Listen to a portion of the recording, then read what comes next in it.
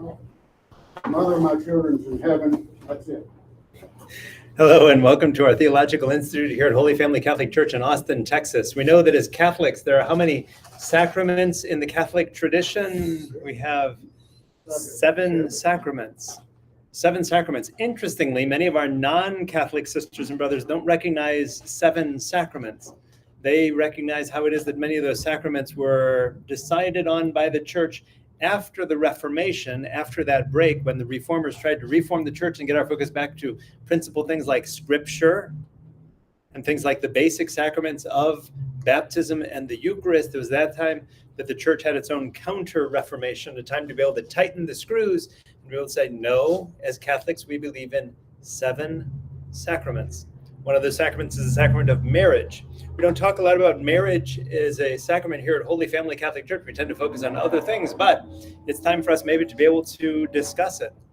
We don't offer a lot of marriage preparation. We tend to believe that folks come to us knowing one another a bit, but we know that there are other churches that have all sorts of classes upon classes upon classes, and or other requirements like tithing and coming to church for 6 months or whatever other churches do.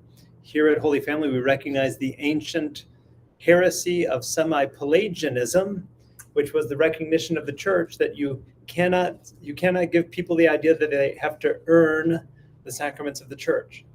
If we were, for instance, to require 2 years of classes in order to receive a sacrament, that would be falling into the ancient heresy that was condemned by the ancient church of semi-Pelagianism. I like to tell the story. When I was the pastor at Cristo Rey, one of the nuns came to me and said, "Father, he can't receive his first communion. He only went to class for 1.5 years." And I said, "Sister, do you hear yourself?" Right? So here at Holy Family, let's talk about the sacrament of marriage. And this will provide us a bit of a history of Christian marriage, a bit of the Catholic theology on marriage, but then also some things that we might consider if you have family members or friends who are thinking about getting married, some things that they might want to think through as they think about whether they might be able to spend the rest of their lives together.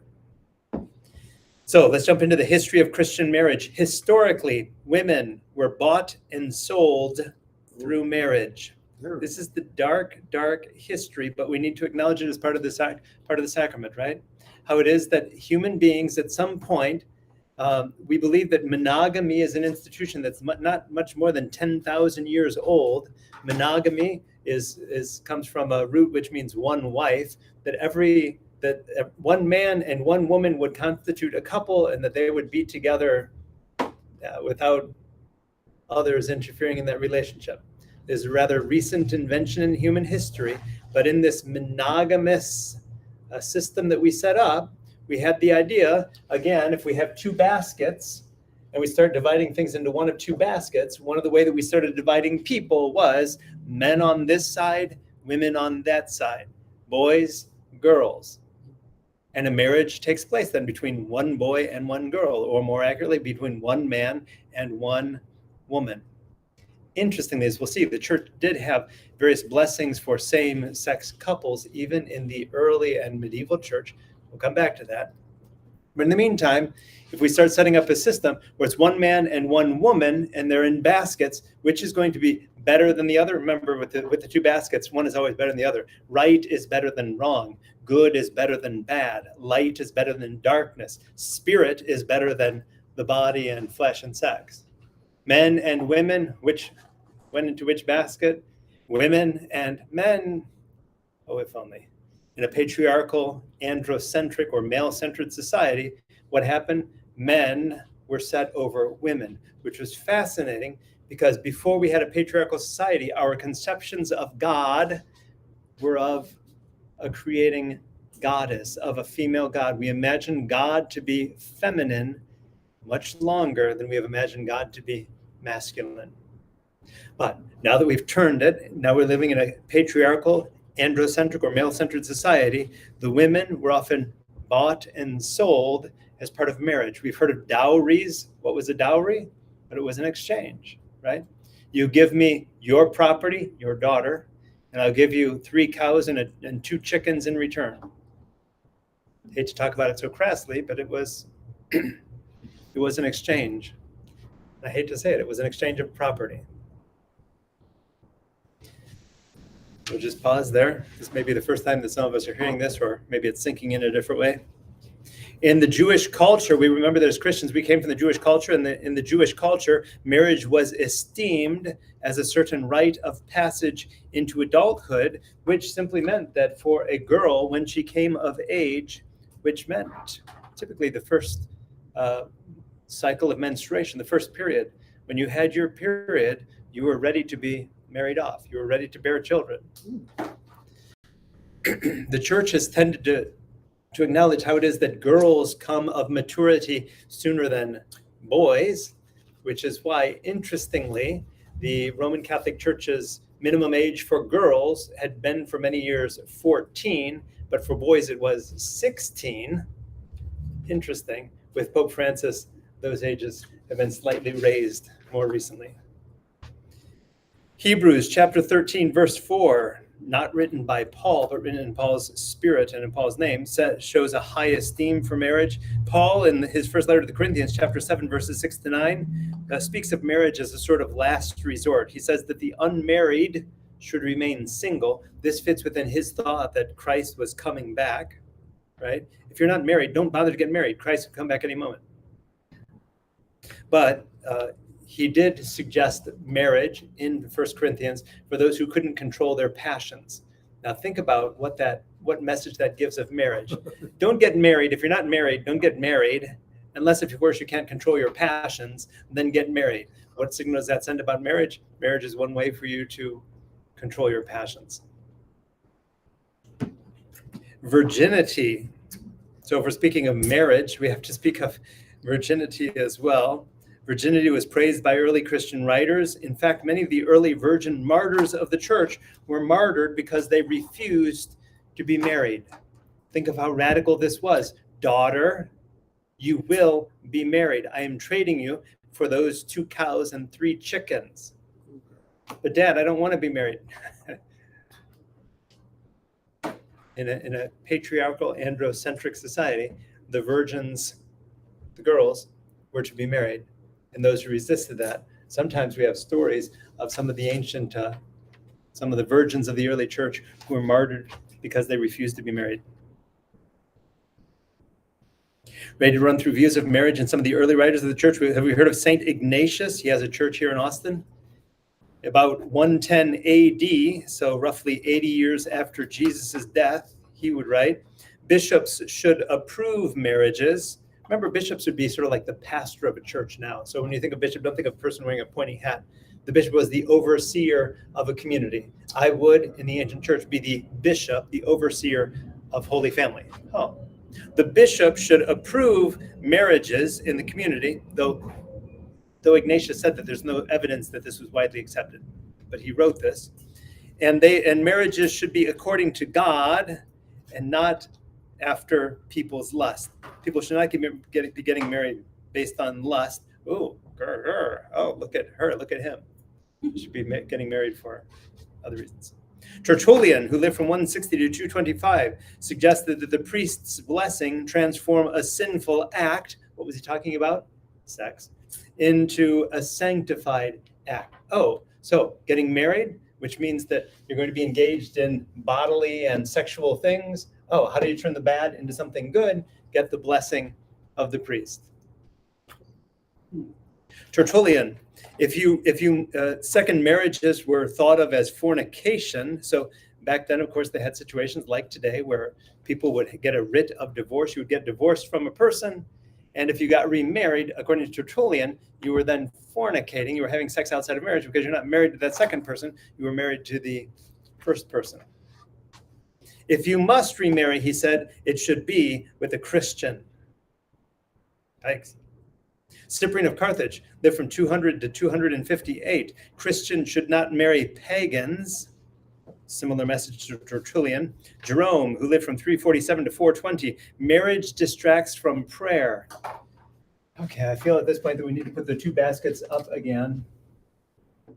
Because now what happens is every time that we judge something, marriage and celibacy, which person is going to be able to more easily dedicate her or him or themselves to prayer? The one who's married with children, or the one who doesn't have those distractions? Yikes. According to Jerome, what is Jerome setting up? Celibacy as the ideal. Greek philosophy, he also in his likening here, when he talked about the virgins, he likened the virgins to angels, right? You who are unmarried, got good news for you. You're like the angels in heaven. You who are married, not so much.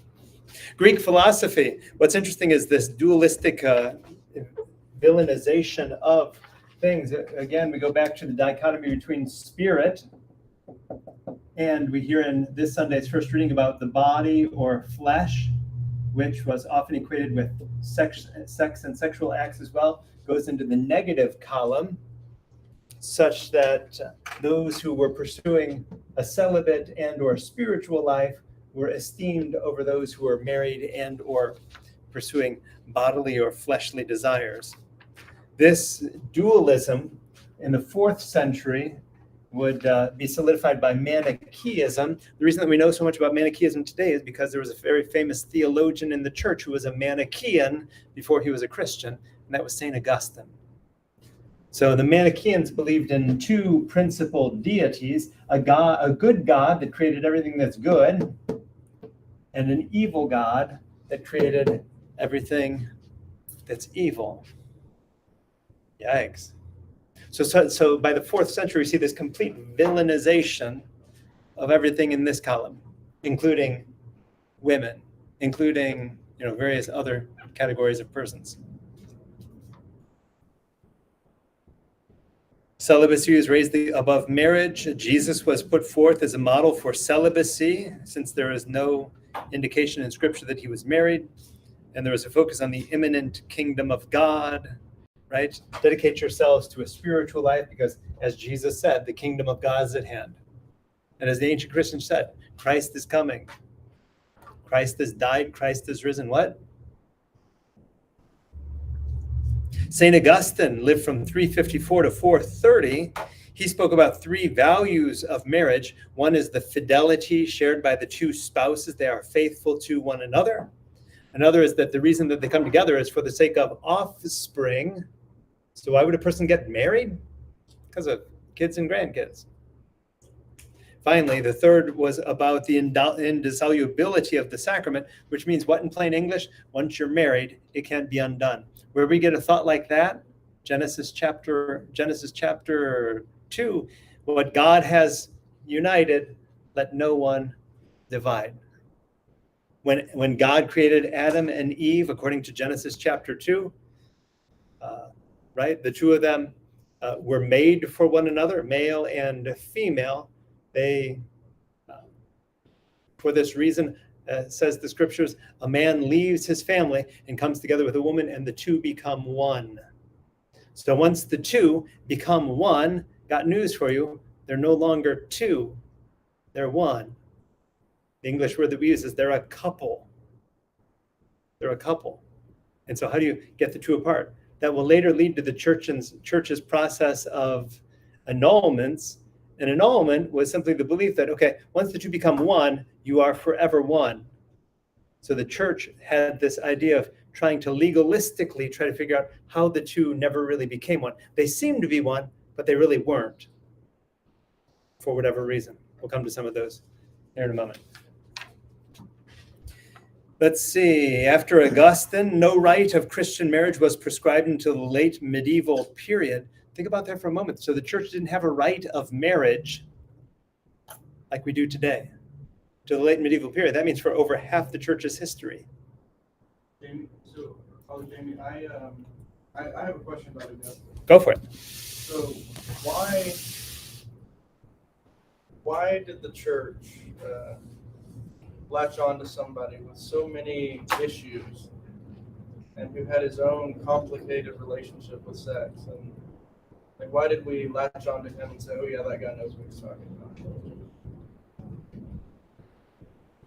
That is an excellent question. I think going back to our previous lesson, so in our Bible study, we were talking a lot about this word, authority. Let's think about some of the authorities that St. Augustine had. One, he did have a positional authority in the church. He was a bishop of an African town called Hippo. He had the title.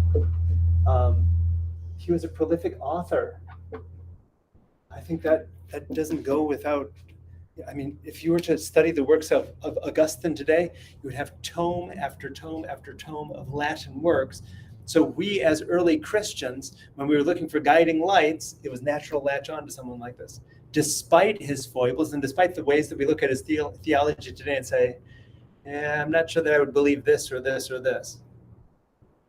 Any thoughts yourself or other thoughts on why a person would latch onto a person like Augustine? How fascinating. Augustine had such a great conversion story too. I mean, that's part of the great thing about Augustine was that, we're going to put this up here. He had a great conversion story. Have you heard his conversion story? So he was a Manichaean and he fell away from God, but his mother, do you remember Augustine's mother's name? Patron saint of mothers, Saint Monica, prayed for him and prayed for him. And prayed and prayed and prayed for him. And according to the stories that we passed on for generations, he, as a result of his mother's prayers, became one of the great saints of the church.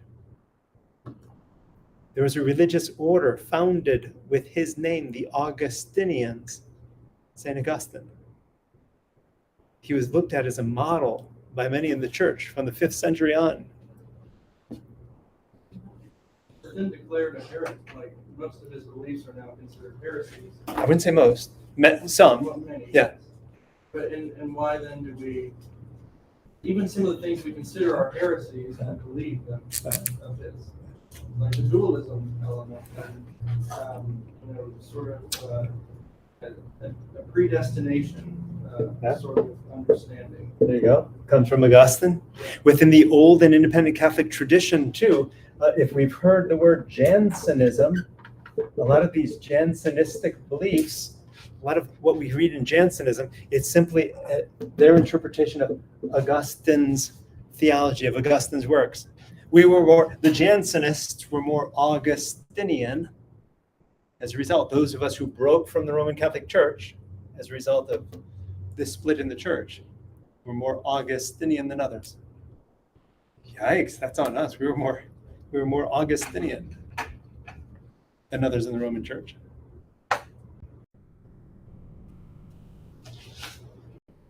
Marriage, when was it declared a sacrament? 1184. That was the Council of Verona, and then the next few councils would repeat that. So we had Peter Abelard and various medieval theologians who were trying to think through how many sacraments there are, and of course, if there are a number of sacraments, what is the perfect number that we're going to come up with for the number of sacraments? Symbolic number. There couldn't be 9 sacraments. There couldn't be 6 sacraments. No, there couldn't be 6 sacraments. Numbers are symbolic. So we had to come up with 7. Marriage was one of them that was more recently added so that we would form 7 sacraments. In 1215, the Fourth Lateran Council, that demanded the publication of marriage bans, B-A-N-N-S. Have we heard that word before? What's a marriage ban?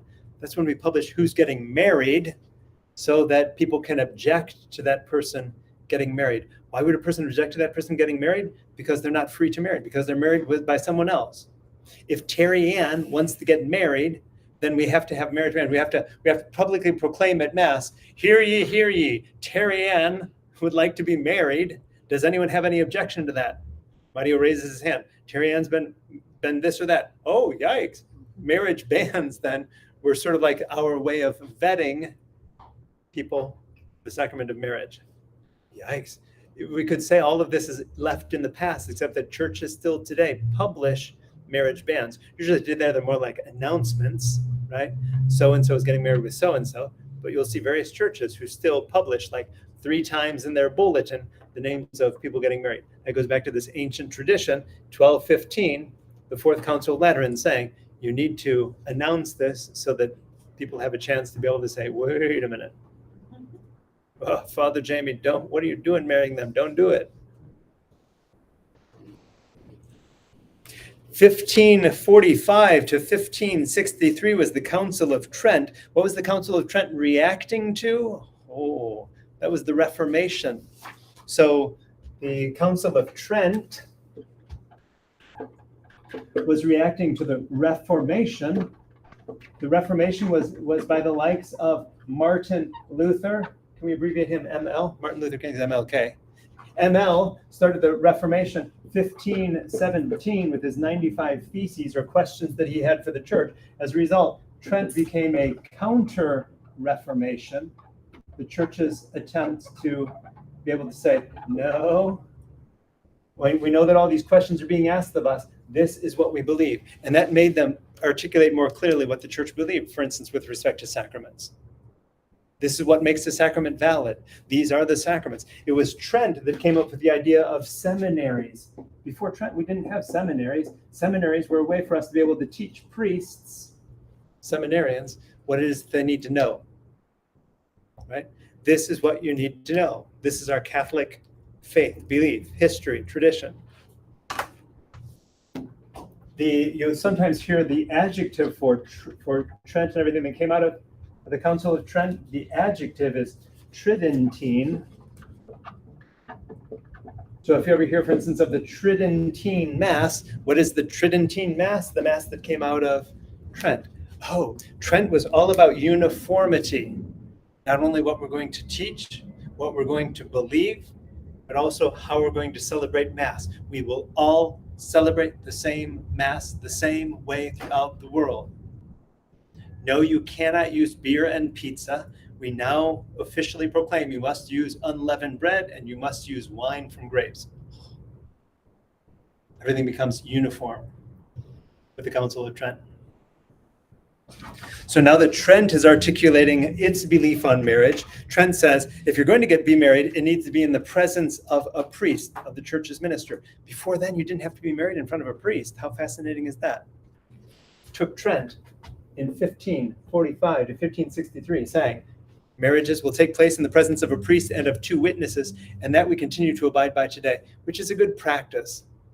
Because then if someone celebrates a wedding, there's no secret, there's nothing secret about a sacrament, about the sacraments of the church. And so if two people say that they're married, there should be witnesses to this. So if you come to me and say, Father Jamie, we'd like to just do a quick marriage, just my fiance and me and you, just the three of us. I'm not going to do that. Why wouldn't I do that? It traces itself back to what came out of the Council of Trent, of making sure that you have a ministry and at least two witnesses. Who, if we were to look through it through contemporary lenses, they represent the community. It's not just a private ceremony for the two of you, it's a celebration of the community. Civil marriages, though, quote, detested and forbidden, end quote, by the church, oh, shoot, were deemed valid.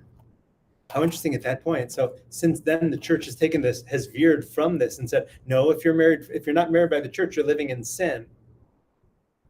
That's a novel innovation within the church. Protestants never viewed marriage as a sacrament. They allowed for divorce. So as part of the Reformation, there were those who were defining now Catholic belief, and there were those who were creating reformed churches. They were reforming the church themselves. They tended to allow for divorce, and they tended to view marriage they did not view marriage as a sacrament. For non-Catholics, Protestants, the principal sacraments are baptism and Eucharist. Baptism, Eucharist.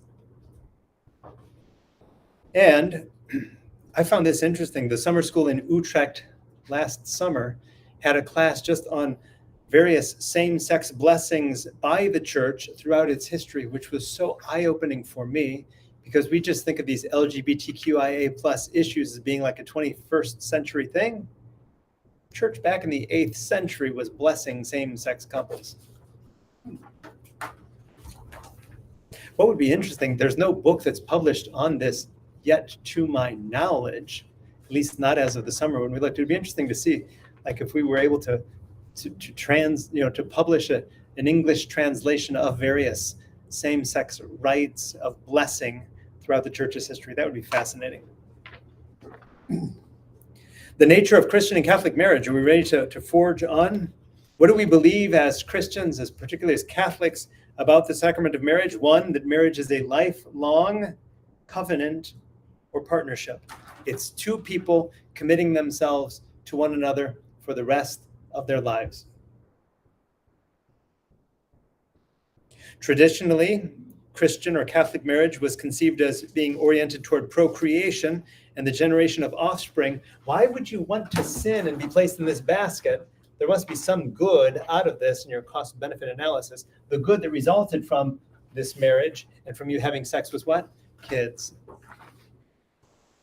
So suddenly, this is still seen as better in the history of the church, right? It's better to be celibate and dedicated to spiritual life, but if you can't, well then, if you get married, there is some good that you are contributing to society by your giving birth to and raising good Christian kids. Thanks. So I thought that procreation was something that was important to God, Jesus. Genesis chapter 1, God says, multiply and be fruitful. Just kind of thrown out the window and then I making know. all these rules. Yeah. There's also the villainization. Remember, Genesis chapter 1, the same book, the same chapter says, everything that God made was good. And then suddenly in the early church, we went from this theology of everything being created good to saying, no, you were born in original sin. Bad. Yikes.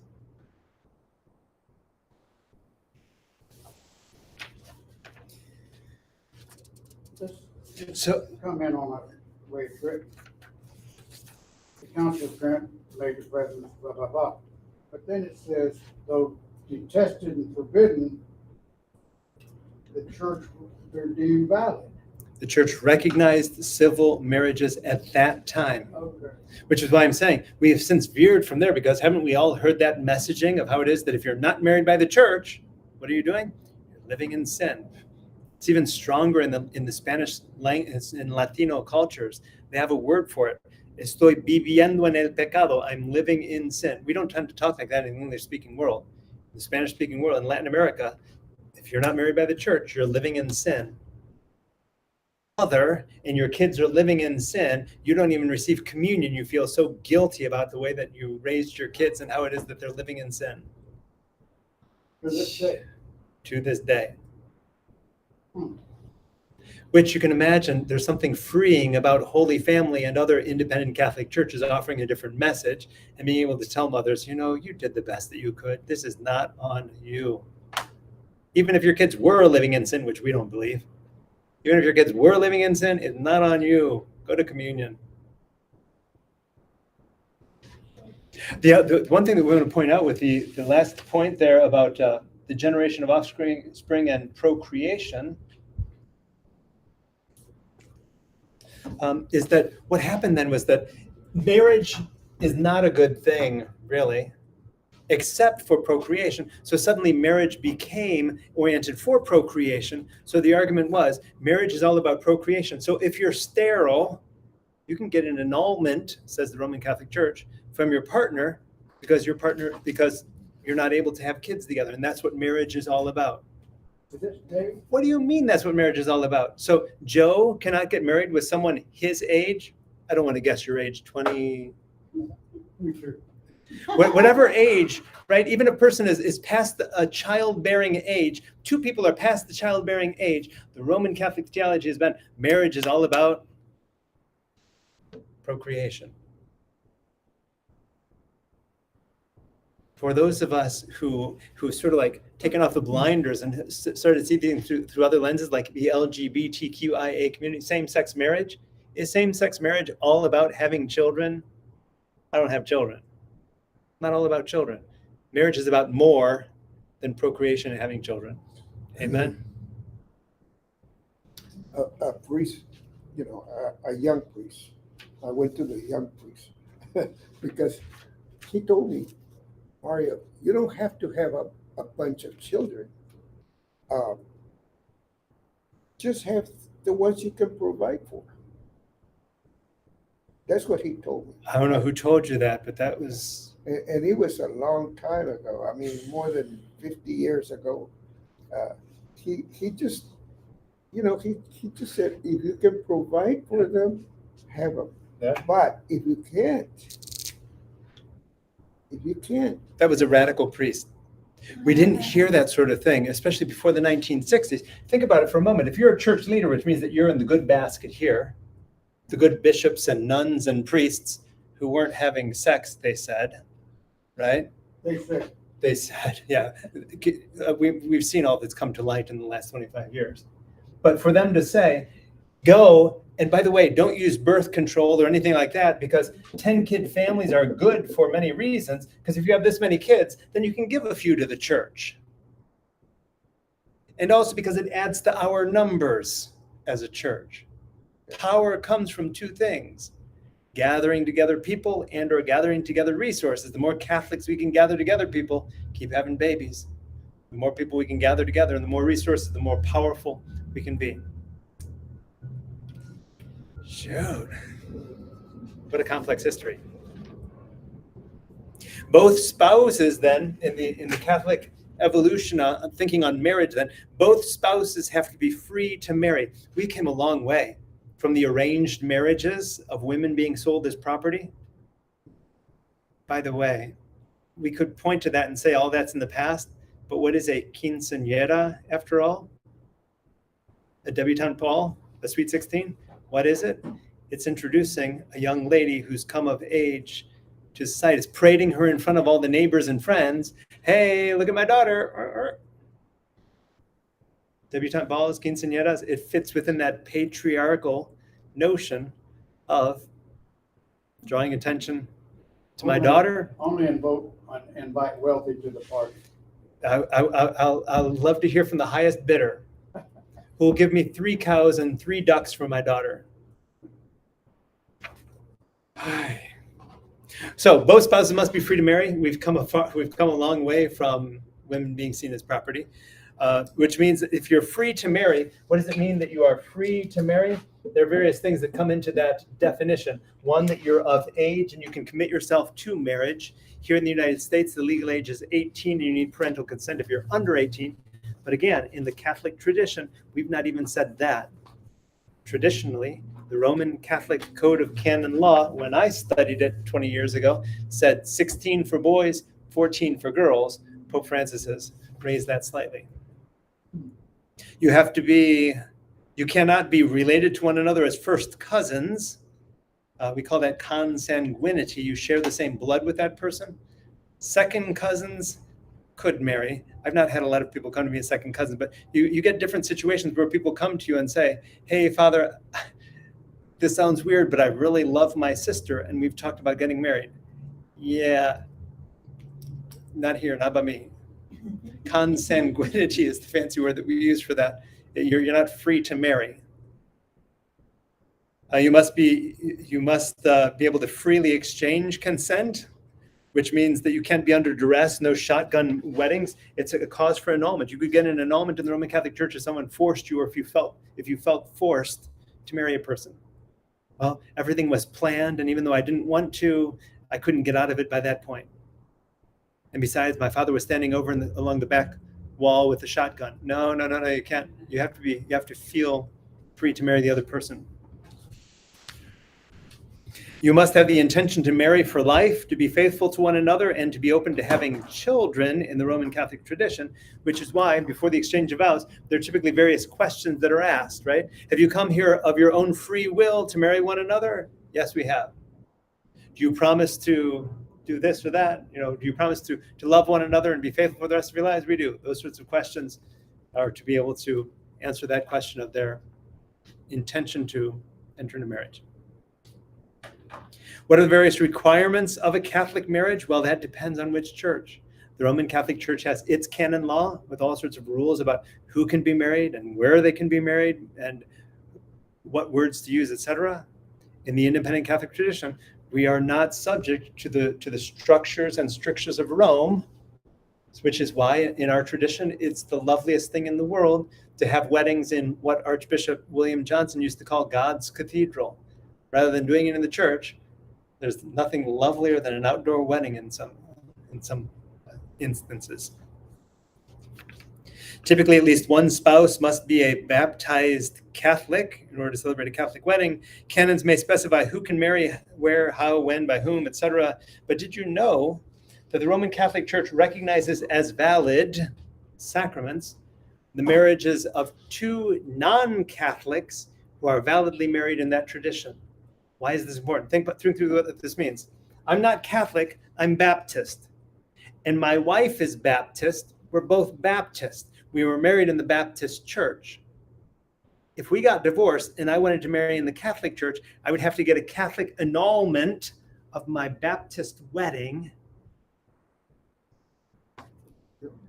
Why? Because the Roman Catholic Church recognizes that marriage as valid and thus as needing to be annulled before either of those persons can enter a Catholic marriage. It also supports the annulment industry.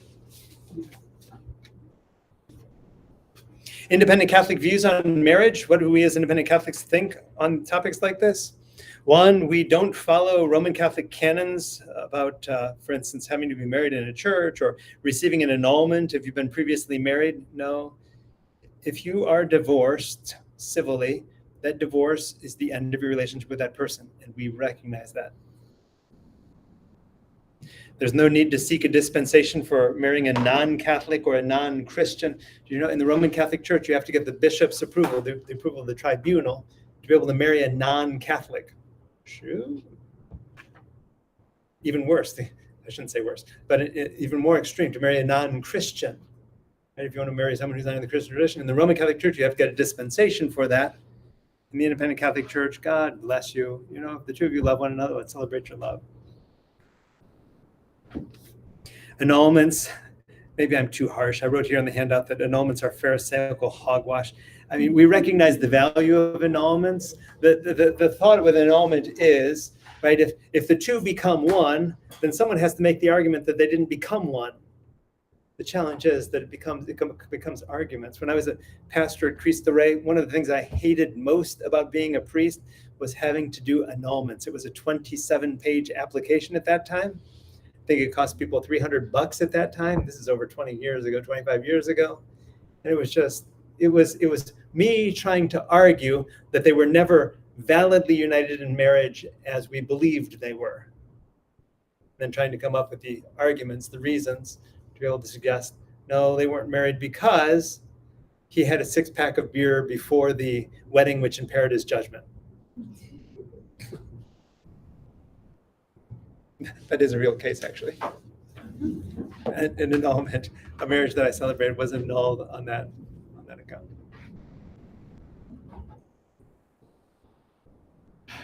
And finally, in the independent Catholic tradition, we simply recognize that sometimes divorce is the most faithful response to a broken relationship or broken marriage. Instead of living in guilt the rest of your life because you couldn't make it work, or worse, I mean, we've heard stories of parents who said, once you leave this house, don't come back, because once you're married, and you're married for life.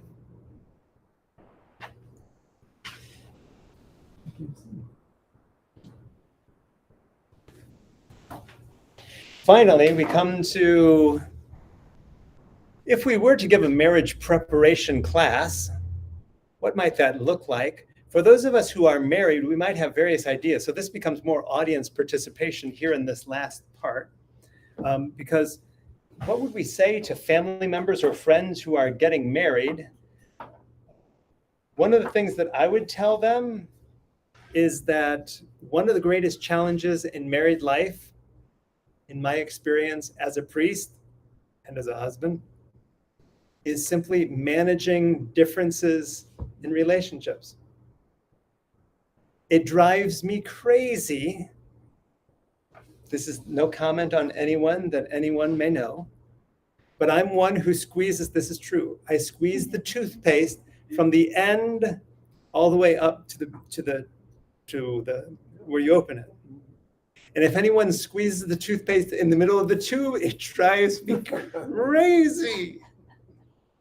You get upset. So what do you do if you're a person who squeezes the toothpaste from the end and you've married a person who squeezes it in the middle? It's finding ways to be able to work these things out. If that were more than a hypothetical, I'm imagining that the persons who are involved in those sorts of situations have two separate toothpastes and everyone lives happily ever after. I have my toothpaste that's really neat and you have your toothpaste that's squeezed in the middle, right? So one of the challenges in marriage is simply figuring out, how are we going to work through differences? What are the sources of some of those differences? One, gender differences.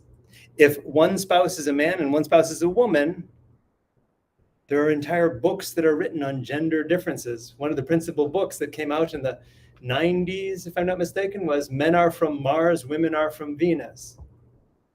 How it is that, that if we don't want to sort of like stereotype and say all men are this way and all women are that way, etc. But, if we were to generalize, here are some things that might characterize men and here are some things that might characterize women and how it is that they see the world and respond in different situations. If you are getting married with someone of the opposite sex, you might check out a book like Men Are From Mars, Women Are From Venus. Mario? Do we have here at our church, do we have monestaciones? You know what Monestaciones are marriage bans that we talked about. Yeah, BANNS. You have to go to counseling and talk about the marriage that you're going to have and Monestaciones are different. Monestaciones are the marriage bans, the announcements, but marriage classes. So, I mean, if we were to have a marriage class, it would probably resemble something like what we're doing tonight. I'll be honest with you, in 11 years, because we don't require, we don't have all the requirements that other churches have. Yeah. Well, a lot of times we just trust. A lot of the people who come to us have been living together for enough years to know how to navigate the toothpaste situations of life. I learned from that priest that he said, it depends. It's up to you to decide not to have 20 kids or 30 or whatever. Anyway, I come from a large family. My father had more than 13 children. Some of them died at birth and so forth. But that's what I was hoping that priest would say that. Let's put that in the parking lot because we're going to come right back to that in just a moment. We're going to come right back to that same issue. Okay. Next one is age and generational differences. We just have to think through this. If I'm 70 years old and my fiance is 22 years old, there are going to be differences in life experience and various differences that we might have to work through on account of the differences that we have in age and or in generation. Other differences that can arise, personality differences. Sometimes in marriage preparation classes, they'll use various personality inventories or batteries. Some of the most popular ones are the Myers-Briggs, if you've heard of that. And it tells you what type of person you are and the types of persons that you get along with a little better and the types of persons that maybe you're going to have a little more challenge with. Maybe something like that might be helpful. Another instrument, I was just talking to a friend and former school board member who said, I was reading a fascinating book on the Enneagram. Have you heard of this, the Enneagram? Oh man, I said that was over 30 years ago that I was first reading about the Enneagram. Again, it's like different personality types and how it is that different personalities are in different situations. Wouldn't it be a good exercise in self-discovery to know, what is my personality? What is your personality? And how are we going to navigate through certain situations where there might be tension between the different personalities that we have? Other challenges and differences might come from different levels of IQ or EQ. I put EQ because I think that's so important. Daniel Goleman wrote a book called Emotional Intelligence. And it's simply thinking through, how are we going to, when someone in the relationship gets angry, what are we going to do about that? And this is why, if you've lived with a person for a year or two or three, then you've probably seen one another in all sorts of states. And you've probably worked through a few issues like this, right? What is your personality and what is mine? If you blow up or if I blow up or whatever happens in our relationship, how are we going to get through these situations and or how are we going to grow in our own emotional intelligence, which in plain English simply means learning to understand why we sometimes do and say the things that we do and say. When you're feeling anger, it's your brain is alerting you to an injustice. Okay, instead of reacting, this may sound crazy, but I'm going to tell you, in all the years that I have been married, we've not had any kind of like blow up because there's a certain level of emotional intelligence, If for whatever reason one of us feels something, that feeling of anger that arises naturally in a person's brain, it's sort of like, okay, let's talk about this. I'm feeling this, and it's something that's resolved at that level rather than me smashing a lamp against the wall, right? Or whatever else happens in various relationships. Emotional intelligence is a thing that fascinates me. Other things that we might think through: cultural differences. Geert Hofstede is a Danish sociologist. His name is spelled Geert Hofstede. Geert Hofstede talks about how it is that our culture, he refers to it as the software of the mind. The culture that you're raised in programs you to think a certain way. So think about this for a moment, right? If I'm raised in one culture and you're raised in another culture, there could be various conflicts that arise simply because of the way that I see things and the way that you see things. I'm going to do something and you're going to be like, oh, no, don't do that. I'll give a good example, right? In East Asian cultures, you do not show the sole of your shoe to anyone. That is so disrespectful. And you don't put your shoes on any piece of furniture. Oh, that is... Okay, how do these cultural differences? I remember back when I was Pastor Cristo Rey, we had one class just talk about the cultural differences between the United States and Mexico. It's sort of like the different, in Mexico, we tend to look at things through these lenses. In the United States, we see these lenses, and these could be the possible conflicts, or, how do we understand one another's cultures a little better? What about language differences?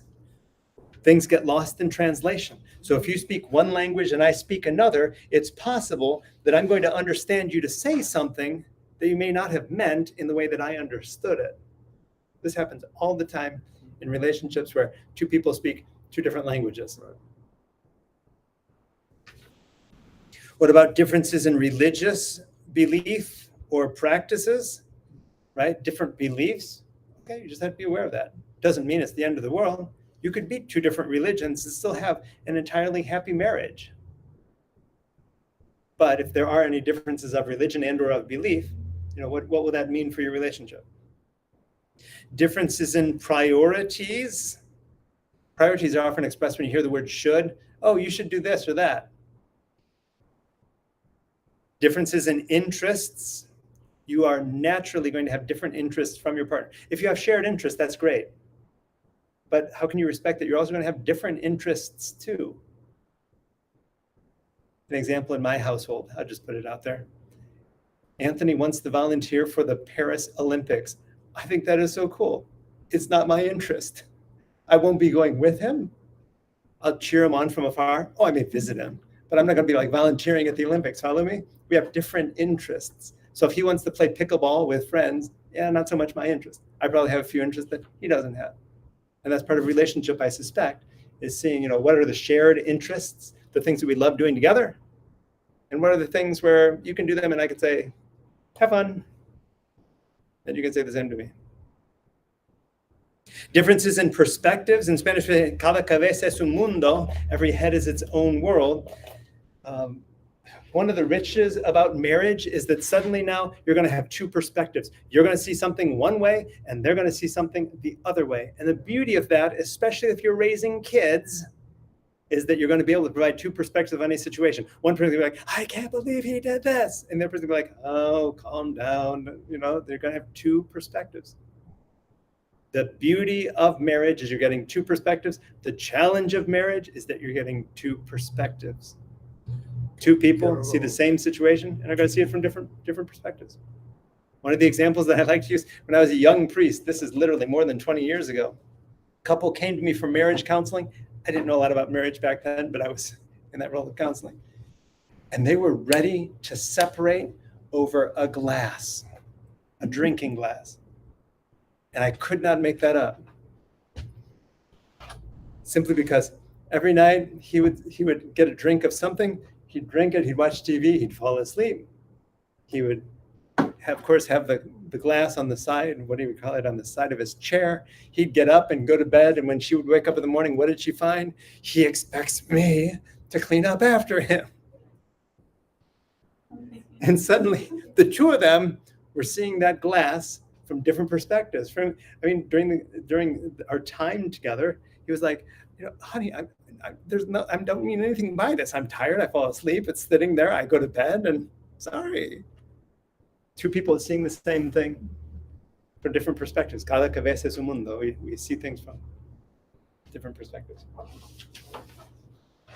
And finally, before we pause and open it up for conversation, differences, and this is why we told Mario that we'd come back to it, differences in sexual desires. Let's just say up front that human beings are sexual beings. We're born into bodies, and those bodies are sexual, and those sexual needs, those sexual desires express themselves in various ways. And we're going to have various differences when it comes to that, right? We have to think through, what does that mean? If my partner enjoys this or that, or if I enjoy this or that, and how do these things fit together? This is taboo, which is why I left it at the end and I put the word taboo. Taboo simply meaning there's a society we're not accustomed to talking about these things, right? I really wish my partner, my husband, my wife, my spouse did this, and or he or she really wishes that I did that. Shoot. One of the examples I might use when Mario was talking about the number of children. What about the number of children, right? I want 12 kids. She only wants 2. Yikes. Probably want to talk about that. And maybe better to talk about that before you get married than to find out that you're in a marriage where you're expecting 12 kids and she's like, oh, no. The other question is mother's boy, mother wants to control you, like that's why we live in Austin. Okay, so there's something you said about family dynamics and how family dynamics play into all of this. Her mother. You're marrying a family. You're not just marrying a person. You are marrying that person's family. Yeah, it was. It's. I wanted to be free of being dependent. Being dependent. Yeah. And my wife followed me here too. I mean, we came together and we struggled together. We struggled. And we got along. It sounds, what I'm hearing you say, I don't know if you said this, but it sounds like you may have gotten along even better because of that distance. I mean, for some of us, we have to figure out, how do the family dynamics play into this? How do family dynamics affect our relationship? Oh, it drives me crazy when she says or does, when my in-law of whatever sort says this or that. My sister-in-law, my brother-in-law, my father-in-law, my daughter-in-law. Other thoughts, especially from those who have been married before, thoughts that come to mind as you hear some of these words in terms of navigating some of the differences in married life? Anything from your own experiences that you might be able to say to a young person who's looking to get married? I would say something that I encountered, you all know my husband passed away when Andres was only 7 years old. And that was beginning to be an issue. Daddy was, let him do whatever he wants. And I'm like, hell no. You need to spank him because he did this wrong, or you need to reprimand him for this. And that was, I knew that was going to be an issue with us. Unfortunately, Eli passed away, but, so, yeah, that was a big issue. I'm imagining the tension that arises in that, right? Who wants to be the dad person after all, right? And it's sort of like, well, I want my kids to love me, but, what does that mean for the disciplining, for instance, of children? Is that going to fall to one person alone, and or how are we going to navigate these issues?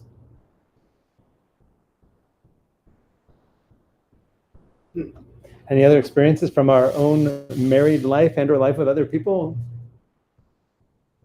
Get along. Trying to get along. I don't know if they do it anymore, but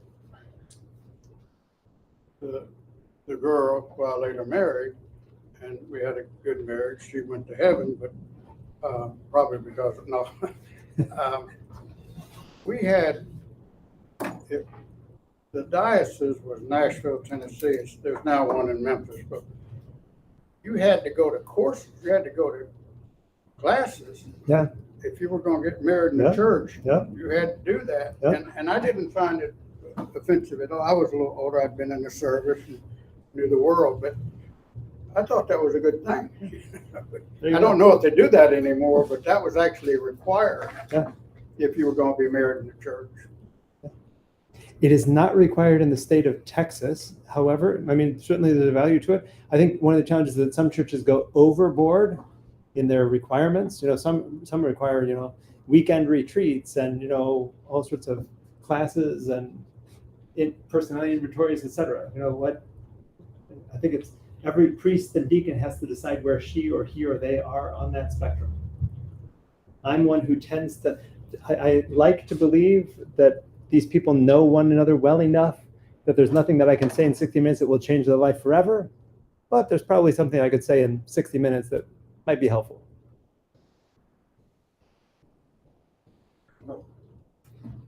We went through marriage preparation classes. I believe it was in Guadalupe with Father Kirby, and we necessarily didn't mesh, but really, at that time, whatever they told us, we were still going to get married. They're not going to talk me out of it. Yeah, they were going to talk me out of it, but it was interesting, and they did bring out some good perspectives, but it's like, I don't care what you tell me, we're getting married. So, I mean, I just had that perspective, and I'm sure some people who are madly in love and wanting to get married, they're going to go through the same thing if their church makes them go through marriage prep classes. So.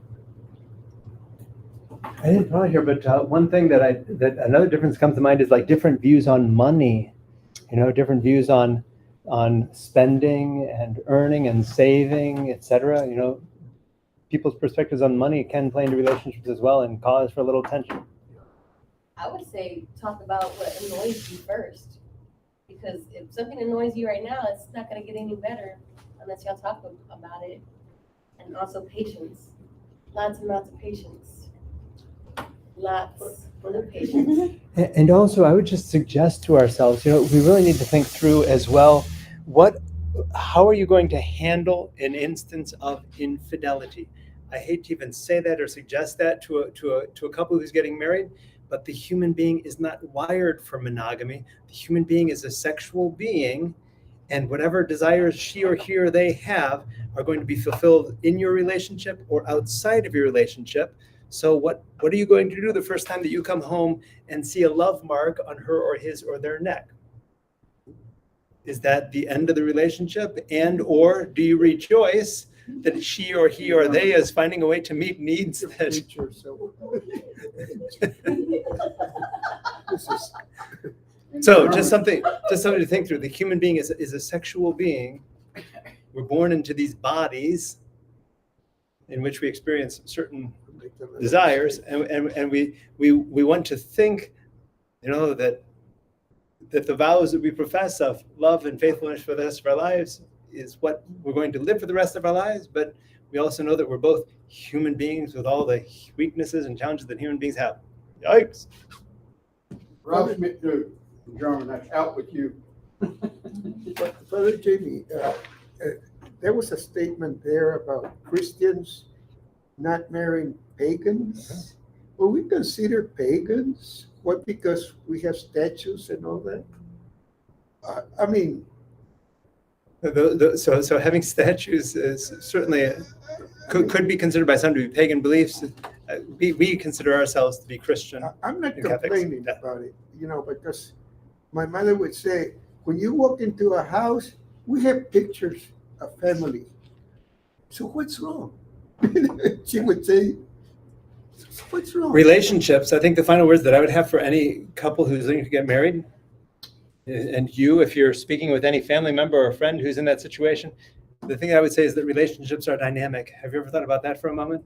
Relationships are dynamic, simply meaning that we find ourselves this close one day, And what happens in the nature of relationships is that someone says or does something, or doesn't say or doesn't do something, and it puts a little space between us, and it's figuring out, we're going to feel closer to one another at some times and a little less close at other times, because that's just how relationships are. Or the analogy that I use here is that relationships are like a fire that needs to be tended, right? You can't just get married and profess your love to one another and think you're going to live happily ever after and then ignore that person or that person ignores you. It has to be tended. The one thing that I found many years ago when I was working with, there's a marriage movement here in Austin, but they were studying at that time Gary Chapman's book, The 5 Love Languages. And the analogy that Gary Chapman uses is that we sort of like have a gas tank within us, not filled with gas, but instead of love. Think of your love tank. And the question is, what fills your love tank? And what fills your partner's love tank? Because you could be saying or doing things that you think fill your spouse's love tank, but it's not for them. And so the 5 love languages that he points to are acts of service. Oh, I'm going to go mow the lawn, and she or he will appreciate that. Okay? Acts of service means something for some people. Gift giving. Ooh, I'm going to pick up some roses or balloons or chocolates or whatever. Give them a gift. Physical touch. Right? Something that simple. Quality time, spending time with that person. Words of affirmation. Ooh, babe, that is so good. Right? How it is that there are different things. What fills your love tank and what fills your partner or your spouse's love tank, right? Just to have an idea of, because otherwise you could be like miscommunicating here. I'm doing something that's important to that person, and that person instead is wishing that I were doing this, right? I'm buying gifts and my partner just wants to be held. Yikes. 5 love languages. So relationships are like fires. They need to be tended, and we need to find the way that it keeps filling that other person's love tank. We'll pause there for any last comments, especially from those of us who have a bit of experience of having our love tank filled or not.